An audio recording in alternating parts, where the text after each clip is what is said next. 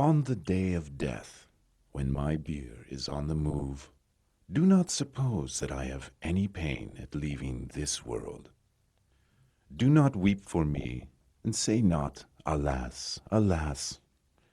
You will fall into the devil's snare, and that would indeed be alas. When you see my hearse, say not, parting, parting. That time, there, will be for me union and encounter. When you commit me to the grave, say not, farewell, farewell, for the grave is a veil over the reunion of paradise. Having seen the going down, look upon the coming up. How should setting impair the sun and the moon? What seed ever went down into the earth which did not grow? Why do you doubt so regarding the human seed? You think I have been buried, don't you? The 7 heavens are under my foot.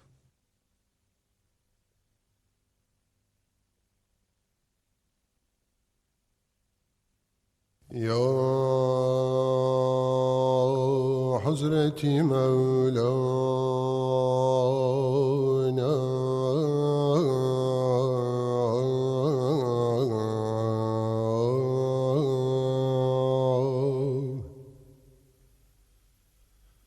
Hak dost.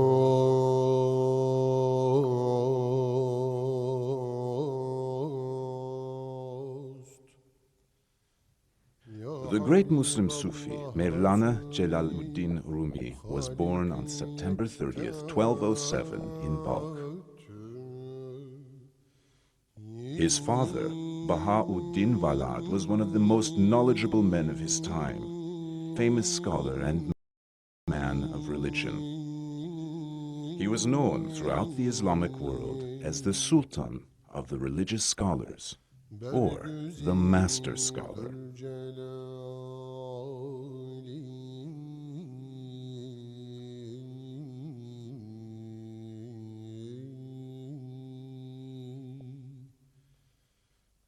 When the Mongol threat was spreading, wave upon wave, from east to west, leaving behind pillage and terror, and reaching the Balkh borders, the Sultan of Scholars decided to leave. In 1220, with a small caravan comprised of his family and students, he began a long journey that would last 8 years. The caravan's first stop was Nishapur. Later, leaving Nishapur, they first went to Baghdad, and then to Mecca by means of the Kufa road. Making Hajj, they continued to Medina, Jerusalem, and Damascus, before reaching the borders of Anatolia. The journey was endless. They traveled to Aleppo, Malatya, Erzincan, Sivas, Kayseri, and Niğde, before arriving in Karaman. While staying in Karaman, the family was shaken by the loss of Jalaluddin's mother, Mumine Hatun, and his older brother, Alaeddin. Jalaluddin married Gever Hatun there, and their children, Sultan Balad and Alaeddin Jalabi, were born in that city. When they left Karaman in 1228 and arrived in Konya, the great Selçuk capital, and one of the most important centers of science and art and thought in the Middle Ages, they left behind a very long journey of 8 years.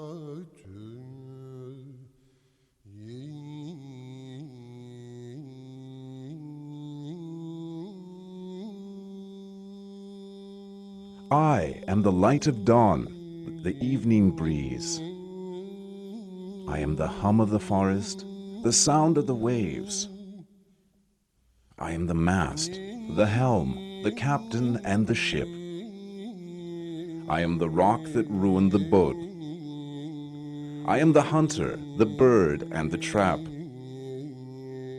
I am the picture, the mirror, the sound, and the echo. I am silence, thought, language, and sound. I am the sound of the flute. I am the spirit of man. I am the spark in rocks. I am the gold vein in mines. I am the rose and the nightingale enraptured by the rose. I am the doctor and the patient, the poison and the cure. I am sweetness and bitterness, honey and oleander. I am the city and the guard, the besieger and the wall. I am the chain of being, the circle of worlds, this stage of evolution. I am the descent and the ascent.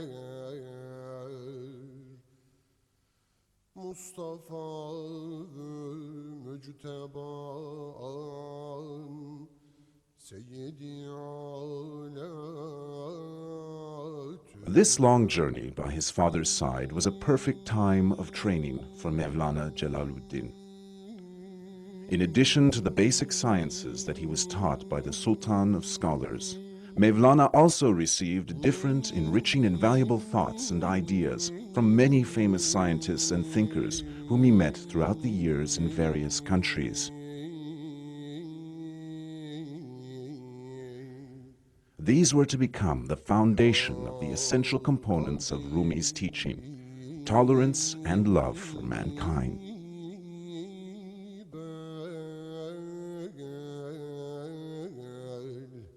In this sea there is no death for us. In this sea no grief or sorrow.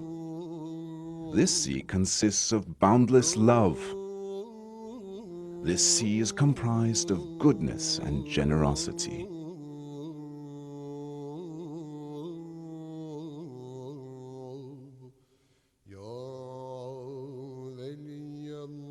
Two years after they settled in Konya, Dzelaludin's father Bahauddin Vala died. Mevlana's having come to Konya at a young age. He's not leaving there except for a few short trips. The formation of Dzelaludin's character in that city and his fame spreading from there all resulted in his being called Rumi, a name by which he is known throughout the world.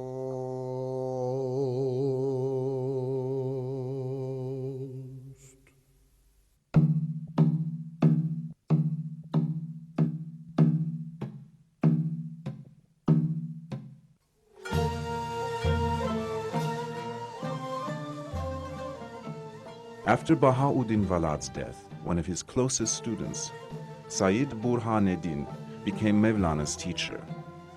Sayyidi Surdan, this great scholar, had been Dzelaludin's manservant when he was a boy and continued teaching him until his death. 5 years after Sayyid Burhaneddin's death, Mevlana continued as a teacher in Konya's 4 famous medreses. He was busy with classical branches of knowledge like jurisprudence, Quranic interpretation, hadith and theology, and he studied Persian, Indian, and Arabian literature and Greek philosophy.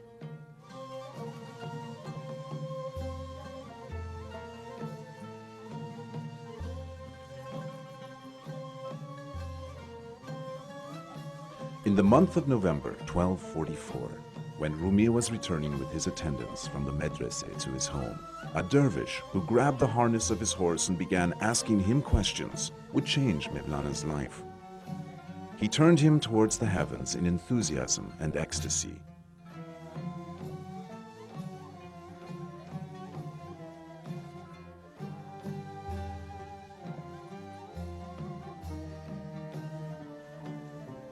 Known as Shamsi Tabriz, this 60-year-old dervish and Rumi began a relationship of murid-murshid, or follower-guide, that continued for 3 years, at which time Shams suddenly disappeared one day.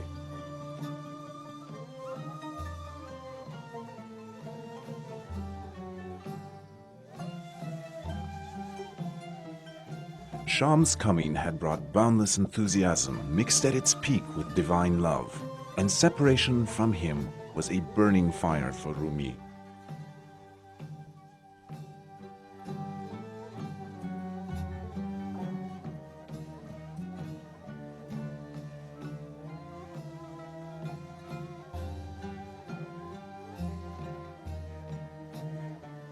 I swear to the eternal, all-living, all-knowing, all-powerful, ever-existent God, that his light kindled the candle of love, and thus hundreds of thousands of mysteries became clear. With just one command, all these realms filled with love, lovers, judges, and the condemned. By means of magic, Shamsi Tabriz was hidden in the treasures of this strange world. From the moment he began his journey, I have remained far from all sweet things. Like a candle, I burned all night long. Deprived of beauty, my being has become devastated, and my spirit has become an owl living in the ruins.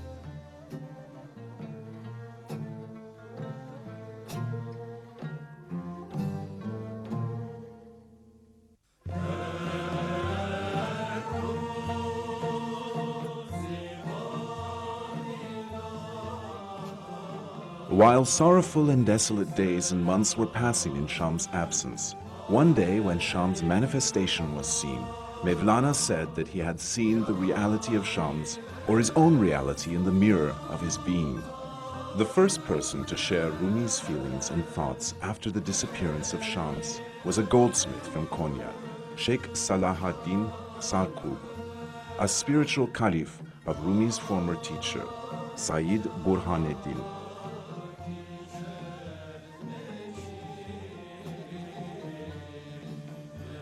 In the summer of 1258, Sheikh Salahuddin Sarkub became ill and died. He was buried beside Mevlana's father, the Sultan of Scholars. After soaring beyond the peaks of divine love with Shams, and passing from the realm of ecstasy and rapture to the world of self-composure with the help of Salahuddin, Rumi appointed Jalabi Husameddin as Khalif. It was Jalabi's duty to spread the perfection of a man who had lived and made a revolution and evolved to perfection, and to illuminate the world with the light of his sun.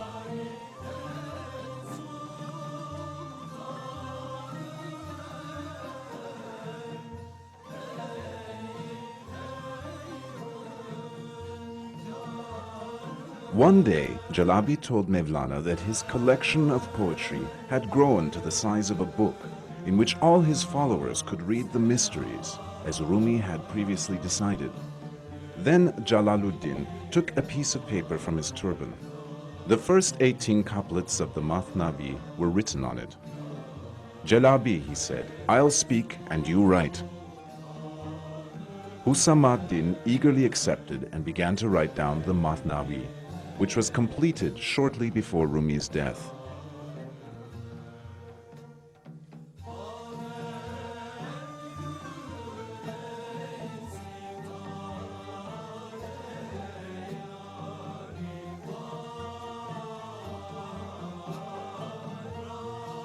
Dervishes fall into ecstasy and begin to whirl in order that their yearning for God may increase, that their love of the hereafter may grow, and their love of this world disperse, and that their hearts may feel estranged from the world.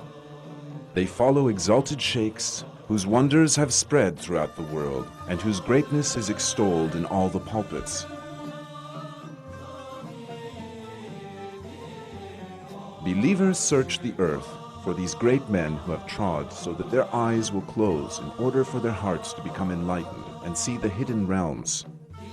These sheikhs made the whirling ceremony. They are the inheritors of the Prophet.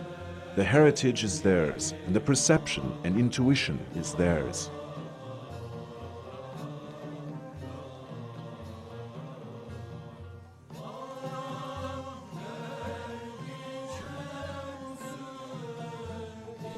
Some scholars have forbidden the whirling.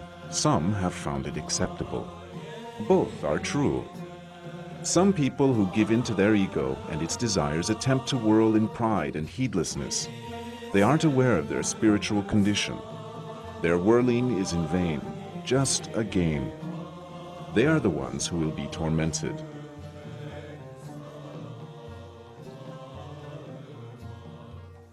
Coming to the whirling of sheikhs and lovers of God, they are cleansed of useless things and games. In fact, their whirling is loftier than many other acts, because works are judged by their intentions.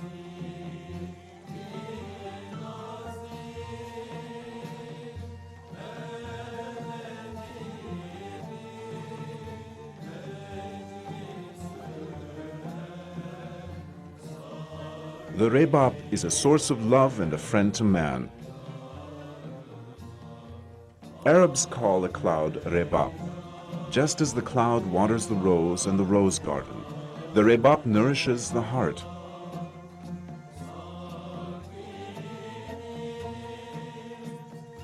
When air is blown on a fire, the flame increases. If you blow on the ground, only the dust will rise. The rebab is a clear call. It calls man to the sultan's presence and waits. Lovers open their knots with difficulty. When no obstacles remain in love, it becomes like water, neither sweet nor cool. With the sound of its voice, hearts gather around only one important thing and focus on just one task. The voice of God saves man from disbursement. Don't speak much about love to those who are restricted to the body. Their assignment is only fear, hope, merit, and sin.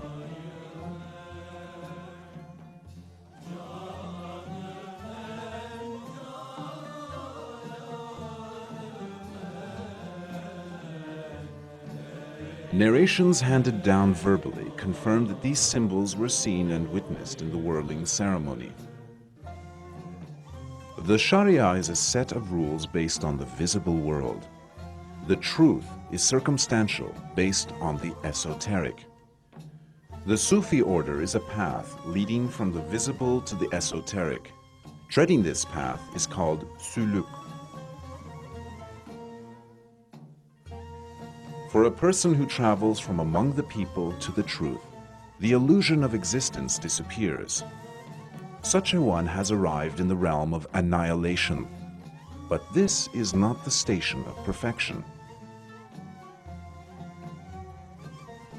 Passing beyond this station requires that one see the people as the manifestation of Allah's attributes and actions, that one witness that God is evident in the mirror of the people, that one know that there is a reality beyond every visible appearance, and that one must treat everything according to what it is worth.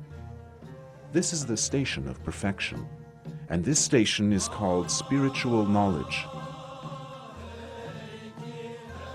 The devotee who travels through the first three stages, from the Sharia to the dervish path to the truth, stops at the center of uniqueness and arrives at the station of spiritual knowledge. The 4 stages of the whirling ceremony symbolize these 4 stations.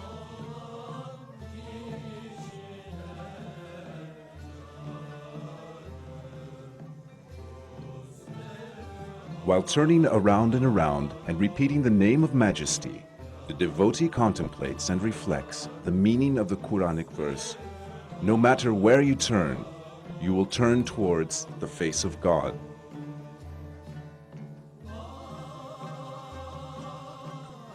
Spreading his arm while turning, the dervish's right hand is like a prayer open to heaven.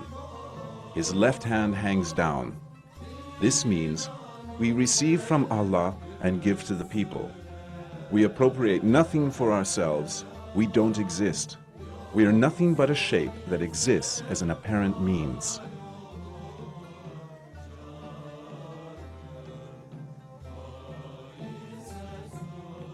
Similarly, this position means we break the dawn and rain down on the earth.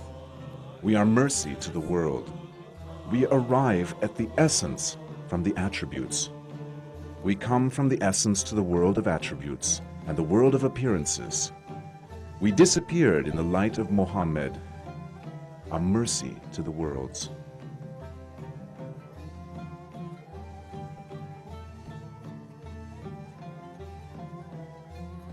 When the arm spreads, the hands appear in the shape of the Arabic letter Lam Alif. The trunk of the body is the Arabic letter Elif, drawn in the middle of the Lam Elif. Thus, La becomes Ilah.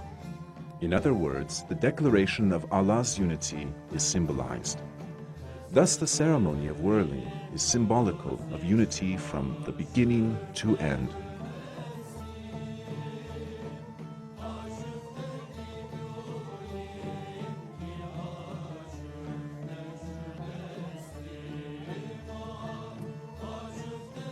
Since all creatures will be raised from the dead when the trumpet is blown, they will wake up with pleasure to the melody of the trumpet and jump up. Those who are frozen and don't respond to the music's effect, they are worse than the dead. They are hopeless. The body that drinks this pure wine and the heart that becomes intoxicated with it will burn in the fire of separation, become purified, and evolve.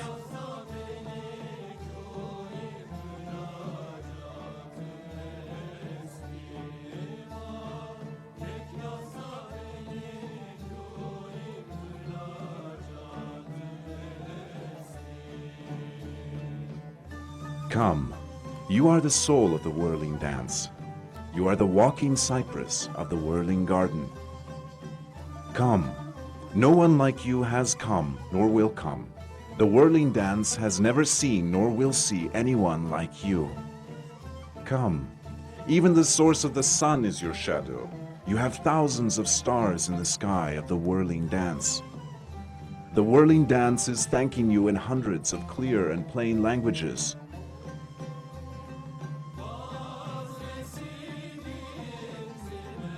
When you begin the whirling dance, you leave the two worlds behind. This realm of whirling is beyond the two worlds.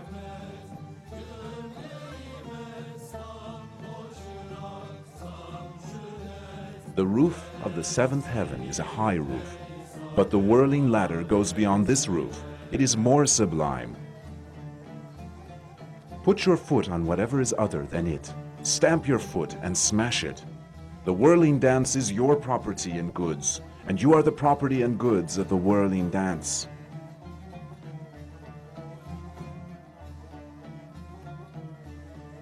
What can I do if love embraces me? While whirling, I embrace it and press it to my bosom. When the atoms are filled with the rays of the sun, they all join the whirling silently and dance.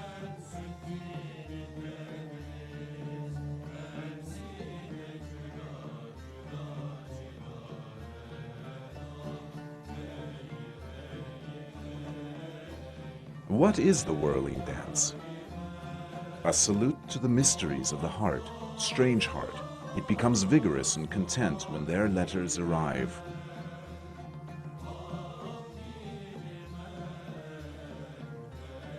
The mind's branches and shoots are scattered by this wind. With the plucking of the plectrum, the body expands and attains peace.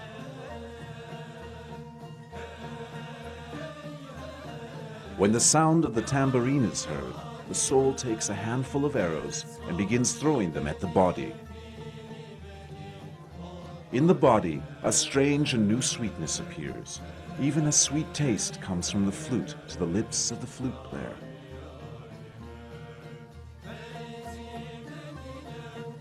Watch and see. Now 1,000 scorpions of sorrow have died. Thousands of joyful moments turn constantly without wine cups.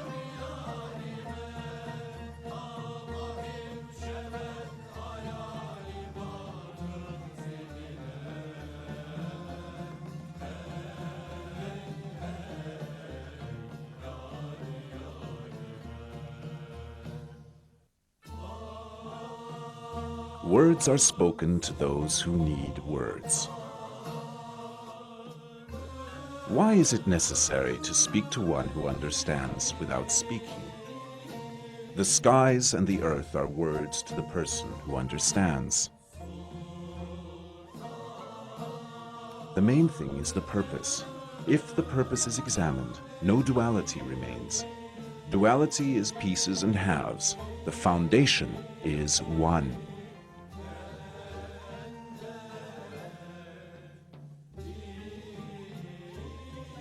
An elephant was taken to a waterhole to drink. The elephant saw itself in the water, and thinking it was another elephant, it became frightened. It didn't know it was frightened of itself. If all the bad traits like cruelty, hatred, envy, ambition, unreasonableness, and pride are in you, you're not offended. But if you see these in someone else, you become frightened and hurt. Know that you are frightened of yourself and offended by yourself. A person is not disgusted by his own baldness or sore. He will put his wounded finger on some food and lick his fingers without feeling any disgust in his heart. But if he sees a tiny sore or small cut on someone else, he will be disgusted by the food he eats and find it hard to swallow. Bad traits are like this. If a person has them, he's not much bothered. But if he sees only a small degree of the trait in someone else, he is repulsed. You are frightened of it and escape, but excuse him. If someone else is frightened and offended by you, your being offended is an apology for him.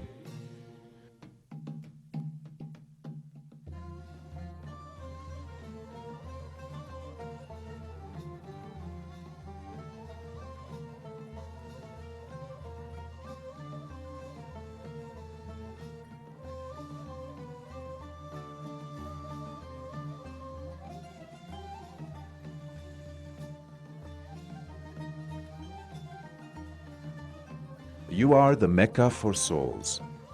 Let me circumambulate around you. I am not a raven that I should fly around ruins. I have no other trade, no other preoccupations. It is my trade to revolve like the skies. That's my preoccupation.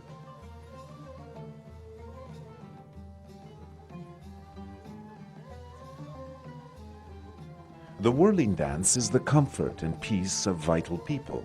Those who control their souls know this. A person sleeping in the middle of a rose garden would like to wake up, but someone sleeping in prison would be at a loss to wake up.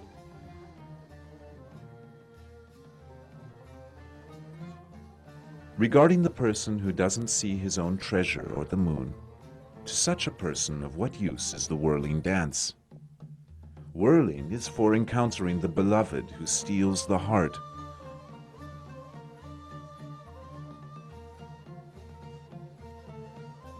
There is turning in this world and the other for those whose faces are turned towards the Qibla, especially for those who enter the dance circle and whirl with the Kaaba in the center.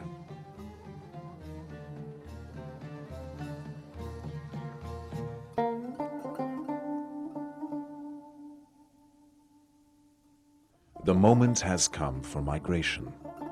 The time of salmon leaping from the spring has arrived. Everything will meet destruction. Only his truth will remain. The rest of these words will emerge in the heart of the one who is speechless and whose spirit is strong. My speech has finished, and so has my life. The giver of good tidings has arrived. At last, I am escaping from the body.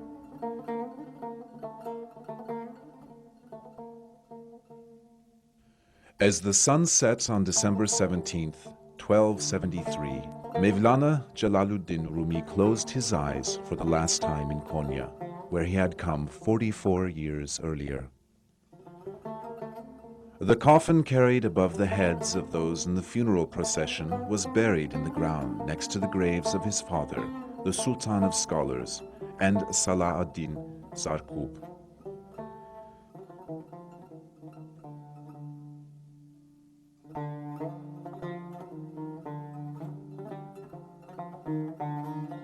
Konya pressed to its bosom the genius who could not be contained by the world. His spiritual being found its place in the hearts of all mankind.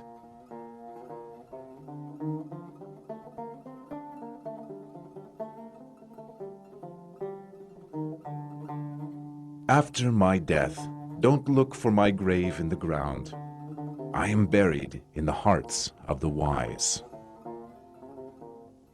As long as I am alive, I am the slave, the servant of the Quran. I am dust on the path of Muhammad Mustafa. Whoever relates my words differently to another, I am absolved of him and those words.